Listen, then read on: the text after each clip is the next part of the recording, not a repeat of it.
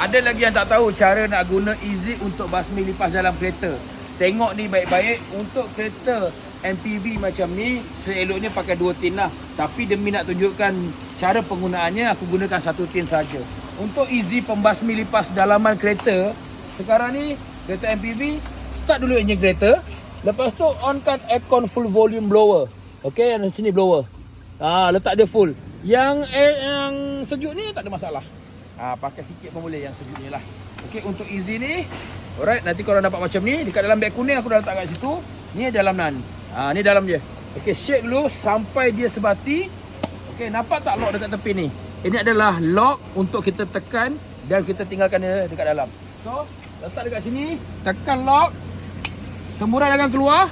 Tutup pintu, biarkan selama 15 minit. Jadi mana kereta yang ada masalah lipas, yang ada bau, boleh cuba guna easy pembasmi lipas tu.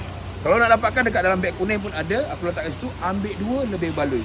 So ni nanti tengok part tu, aku tunjuk dia punya hasil dia macam mana. Okey, tengok dulu dekat beg kuning, korang dapat aku apa.